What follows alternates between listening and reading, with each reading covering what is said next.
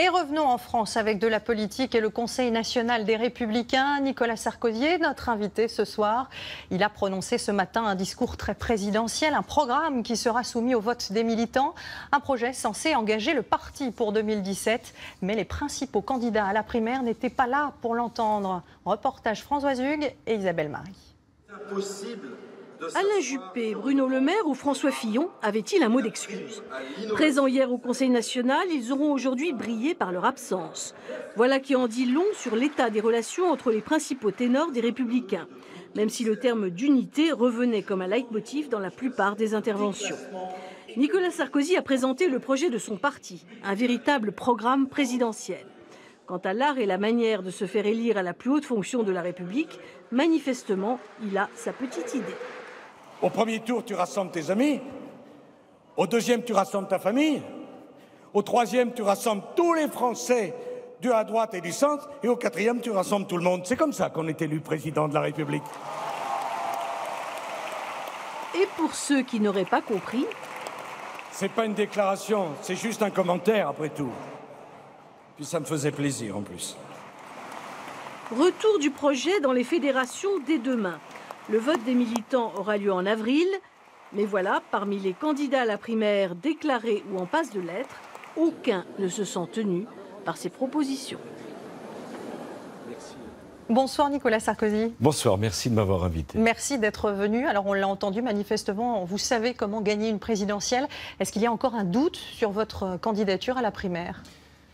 Écoutez, la situation est exactement la suivante. La France est face à des défis considérables. Défis sécuritaires, défis terroristes, une République qui ne cesse de reculer, un chômage qui explose. Nous avons un débat sur la chose suivante. Je pense que la priorité doit être au projet collectif. Quelle est la question que nous posent les Français? Est-ce qu'il y a un moyen de sortir la France de la situation dans laquelle elle se trouve? Oui. Le débat doit donc être un débat sur ce que nous allons faire. Et vous n'avez pas répondu à ma question. Est-ce que vous serez candidat à la primaire, vu que tous les projets ne sont pas identiques au sein de votre propre parti? C'est une question qui est donc importante. Je vous réponds très, très clairement qu'il n'est pas question que je prenne la décision maintenant, parce que je suis le président de la famille. Dans le commentaire, on disait « Ah, Nicolas Sarkozy a bien du mal à rassembler ». Rassembler, c'est difficile. Alors justement... Et pourtant, c'est indispensable.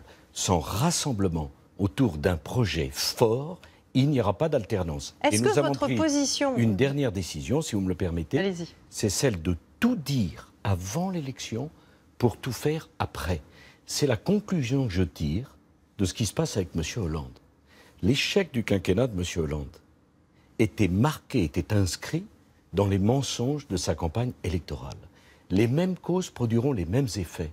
Donc je dis à ma famille politique, à tous, disons très clairement aux Français ce que nous ferons avant l'élection pour être sûr de le faire vraiment après. Alors, je reviens à ma question parce que, comme vous l'avez souligné, le projet n'est pas le même selon les candidats. Vous avez vous-même proposé il y a peu un contre-choc fiscal avec une baisse de 10% de l'impôt sur le revenu, voté dès août 2017 si vous étiez au pouvoir. Mais est-ce que vous êtes candidat pour porter ce projet qui n'est pas, pour l'instant, repris par les autres candidats à la primaire? Il n'y a pas une formation politique qui peut être une formation politique digne de ce nom sans un projet.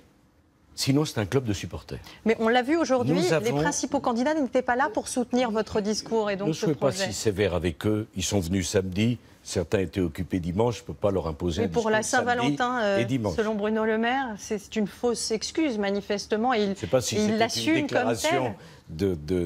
De Bruno à mon endroit. Qu'est-ce qui compte? Depuis 2012, les Français ont subi 50 milliards d'augmentation d'impôts.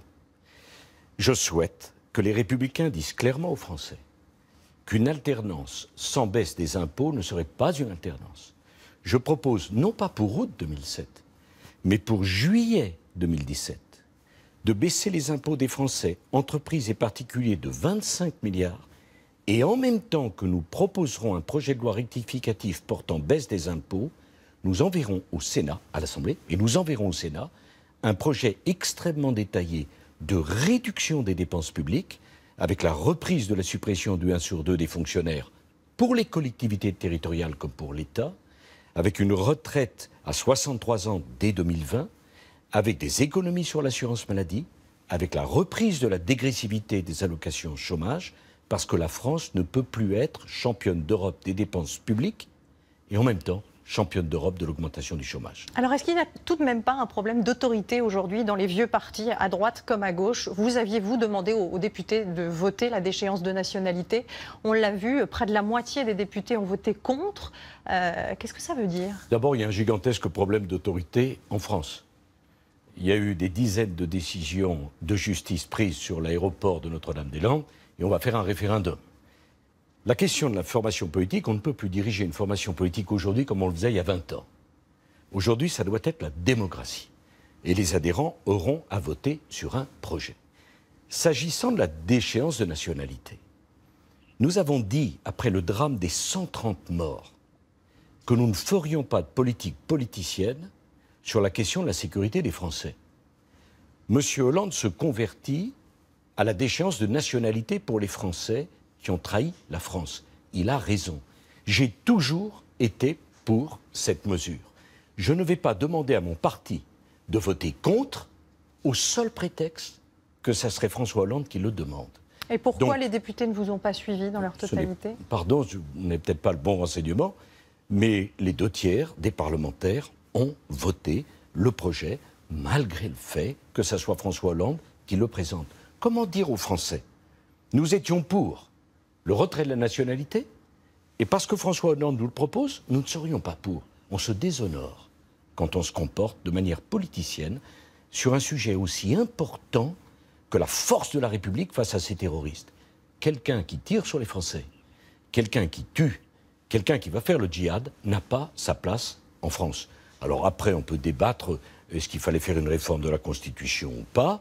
J'ai choisi une position claire, un certain nombre de parlementaires ne l'ont pas vu comme ça, c'est leur droit, mais l'immense majorité a voté comme le président du groupe Christian Jacob et moi-même, nous l'avions demandé.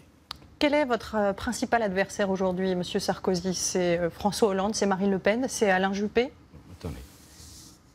La principale question que se posent les Français, qu'ils nous interrogent là-dessus, mais est-ce que la France peut redevenir un grand pays? Est-ce qu'on peut s'en sortir? Est-ce que le chômage qui recule partout ailleurs en Europe et qui augmente en France, est-ce qu'il y a une fatalité ou est-ce qu'on peut s'en sortir? C'est ça l'adversaire. Qu'est-ce qu'on va faire de tous ces Français qui ont été élevés en France, qui ont été à l'école en France et qui trahissent la France? C'est ça le problème. Alors après, le Front National, aucun accord avec eux. Nous ne partageons ni leur politique économique, ni leur politique sociale, ni leur politique européenne. Pour autant, je m'oppose à toute forme de grande coalition qui créerait, avec les socialistes, qui créerait de la confusion alors que la France a besoin de clarté et de fermeté. La République, même, ne peut plus reculer. Merci beaucoup, Nicolas Sarkozy, d'être venu ce soir sur ce plateau. Merci. Merci, madame.